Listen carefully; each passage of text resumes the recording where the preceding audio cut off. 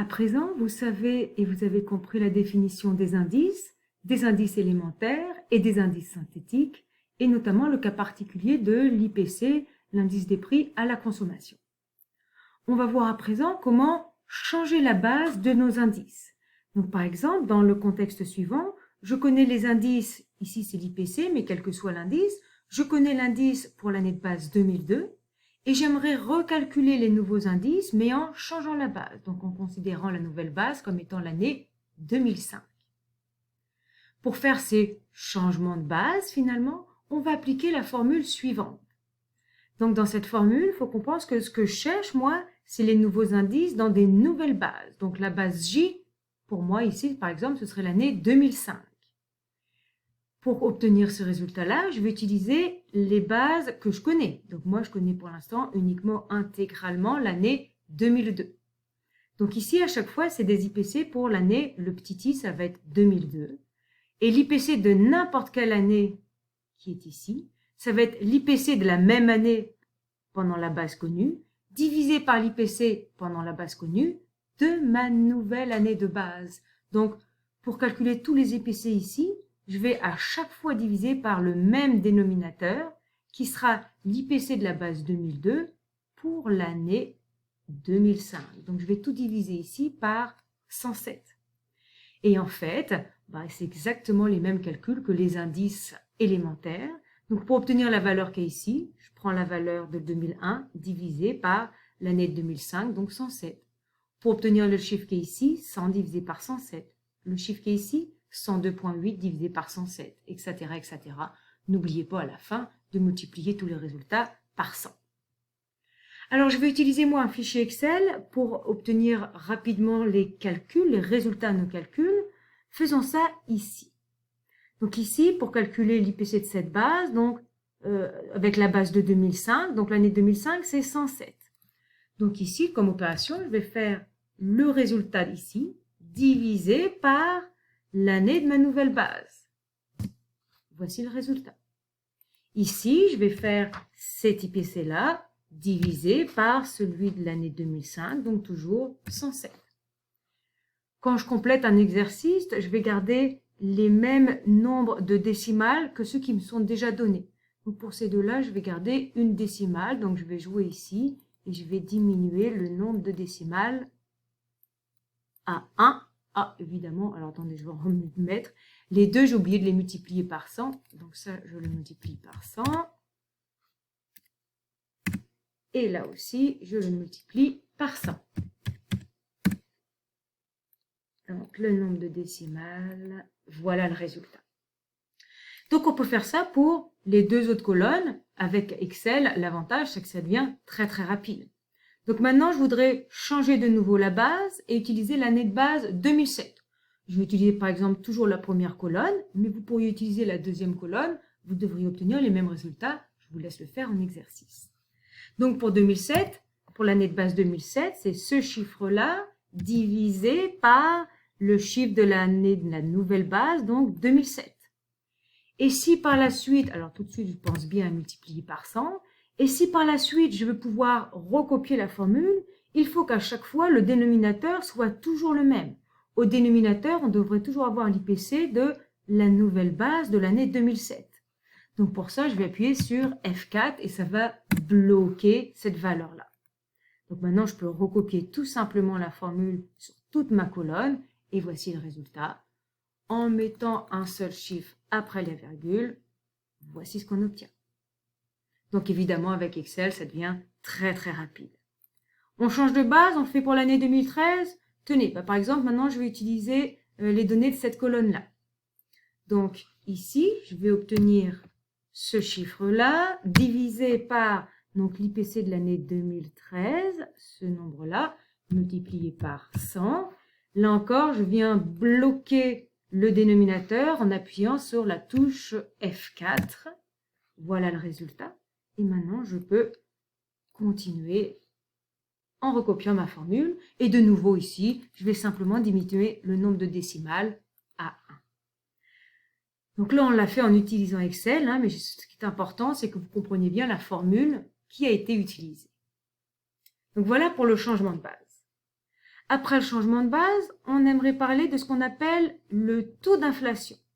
Qu'est-ce que c'est le taux d'inflation? Le taux d'inflation est défini comme la variation relative, c'est la formule qu'on a vue dans un cours précédent, c'est la variation relative de l'IPC entre deux périodes, entre 2 années consécutives. Donc on vous rappelle ici la formule pour la variation relative.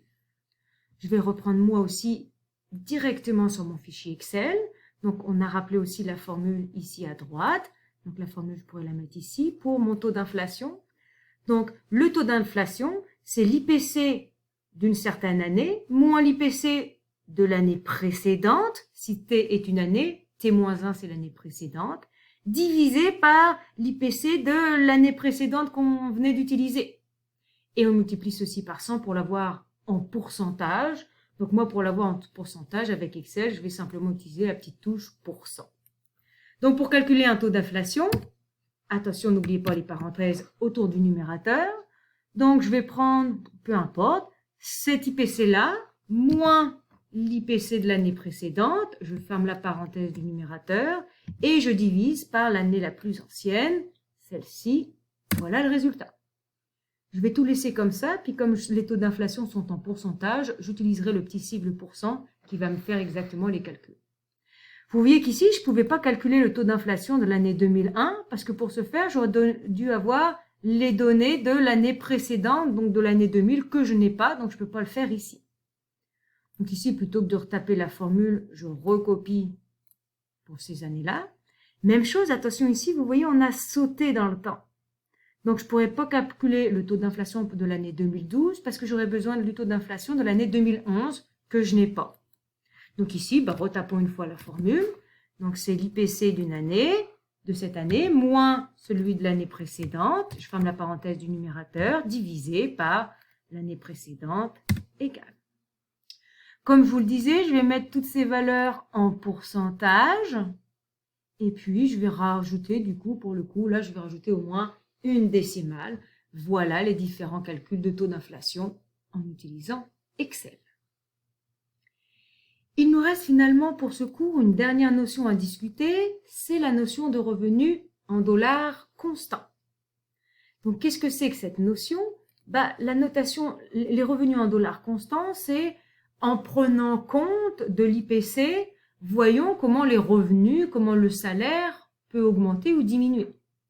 Effectivement, si je regarde simplement année après année l'évolution de mon salaire, ça ne me donne pas d'informations réelles sur l'évolution de mon salaire en fonction du coût de la vie. Effectivement, si mon salaire n'augmente jamais, mais que le coût de la vie, lui, a beaucoup augmenté, ça voudrait dire que finalement, réellement, mon salaire a comme diminué.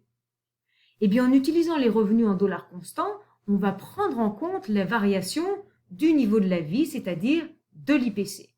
Donc, pour faire des conclusions et se poser la question si des revenus ont augmenté ou diminué réellement au fur et à mesure des années, il faudra toujours parler des revenus en dollars constants d'une certaine année de référence. Je vous laisserai bien entendu lire votre manuel et reprendre les exemples. Je vais reprendre la définition ici et on va faire des calculs sur des exemples en utilisant de nouveau le fichier Excel. Donc ici, on me dit qu'à l'aide de l'IPC, on peut éliminer l'influence des prix sur le revenu en transformant le revenu en dollars de l'année de référence. C'est là que c'est intéressant. Okay? Donc maintenant, on va parler de tous les revenus par rapport à une certaine année de référence. On obtient ainsi un revenu en dollars constants par rapport à cette année de référence qu'on peut encore appeler l'année de base. Comment je fais pour obtenir ceci?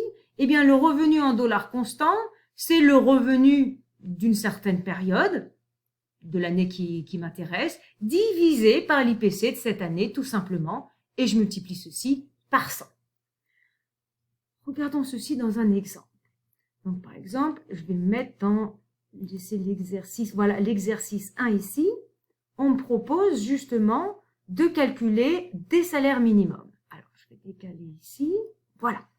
Donc, l'exercice, ça c'est un exercice que vous avez à faire pour cette semaine. Donc, dans cet énoncé-là, pour différentes années, je connais le salaire donc un salaire qui était un taux horaire de 6,80 $ par heure en 98. Puis là, on a l'évolution du salaire minimum année par année. On a aussi une colonne ici pour laquelle on nous détermine l'IPC. L'IPC, on ne peut pas le deviner, il faut vraiment le calculer à chaque fois. Le taux d'inflation, c'est la notion qu'on vient de voir précédemment. C'est sûr que je ne pourrais pas le faire pour cette première case, mais je pourrais le faire pour toutes les autres cases. Et là, ce que je voudrais voir avec vous, c'est la notion de salaire minimum, donc la même que celui-ci, mais maintenant en dollars constants. Et donc, nous, on nous demande en dollars constants de 2002. Effectivement, c'est l'année de base de notre IPC. La formule, je l'ai rappelée ici. Donc, le salaire en dollars constants, c'est le salaire à cette même période. Donc, moi, le salaire, ce serait 6,80. Je le divise par l'IPC de cette même année et je multiplie mon résultat par 100. Donc, voilà ici le salaire en dollars constants de l'année 2002. Je pourrais répéter la même opération sur chacune des cellules. Je vais, moi, recopier la formule et voilà le résultat. Donc, qu'est-ce que ça veut dire? Ça veut dire que le 6,80 $ que je gagnais en 1998 correspond à 7,38 $ de l'année 2002. Donc là, on va bien pouvoir regarder si mon salaire a réellement augmenté ou diminué. Effectivement, si je m'étais basé uniquement sur les données du salaire minimum, année après année, qu'est-ce qu'on pourrait dire? Bien là, on pourrait voir que le salaire minimum est passé de 6,80 $, puis il augmente. Le salaire minimum a beaucoup augmenté, il a augmenté jusqu'à 9 $, donc il a pratiquement augmenté de 50% facile le salaire minimum. Donc là, on pourrait dire, le salaire minimum a beaucoup augmenté entre 1998 et 2010, ce qui est formidable. Est-ce que c'est réellement le cas?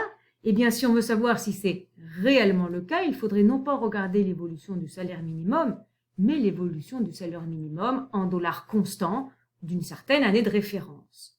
C'est ce qu'on a fait ici avec l'année de référence 2002. Maintenant, qu'est-ce qu'on peut dire? Est-ce que ce salaire minimum a effectivement énormément augmenté? Regardez ici les chiffres que l'on a, absolument pas. Le salaire minimum, oui, il a un petit peu augmenté. Il est passé de 7,38 $ à 7,77 $. Et il y a même des années où le salaire minimum a diminué par rapport au coût de la vie. D'accord? Donc, vous voyez que les conclusions que l'on peut dresser en utilisant le salaire minimum en dollars constants n'est plus du tout le même que celui qu'on aurait dressé en regardant simplement le salaire minimum. Il aurait été erroné, d'ailleurs, de tirer de grosses conclusions avec le salaire minimum, ça n'aurait pas reflété la réalité de la vie. D'accord? Donc voilà ce qui termine ce cours sur les indices. Donc avec les vidéos précédentes que je vous proposais, vous devez bien être en mesure de savoir déterminer des indices élémentaires, l'indice synthétique comme l'IPC, faire des changements de base, calculer des taux d'inflation et des revenus ou des salaires en dollars constants d'une année de référence. Donc, je vous laisse faire vos exercices en utilisant Excel. Le laboratoire est déjà déposé et comme ça, vous gagnez un petit peu de temps pour faire vos calculs. À vous de jouer.